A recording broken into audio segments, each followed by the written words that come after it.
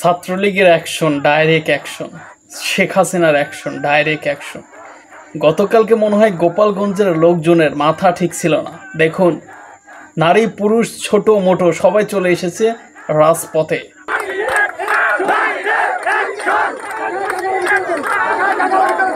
হ্যাঁ হ্যাঁ, কাকারে ভিতরে দেন, কাকারে ভিতরে দেন। কাকা একটা বৃদ্ধ মানুষ, ও থাকলে পরে তাহলে অ্যাকশনটা বেশি বাড়বে। ঠিক আছে কাকা, ভিতরে যান।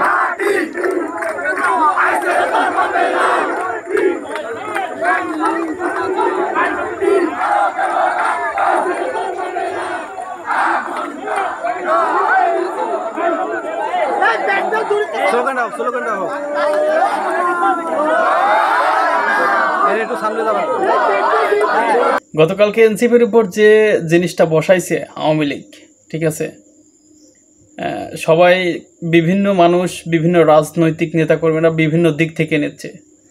এখানে তো দেখলাম যে বিএনপির যেসব নেতাকর্মীরা আছে তারা তো ঘটনাটা উল্টা ফেলাচ্ছে।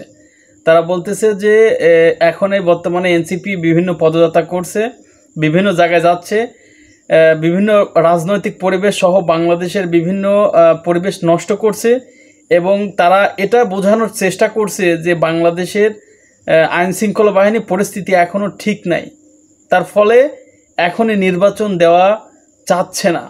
এটাই মানে বিএনপির মন্তব্য, যে একথা বলছে যে তারা এখন এই নির্বাচনকে পিছিয়ে দেওয়ার জন্য এই এনসিপির একটা বিশাল একটি চাল।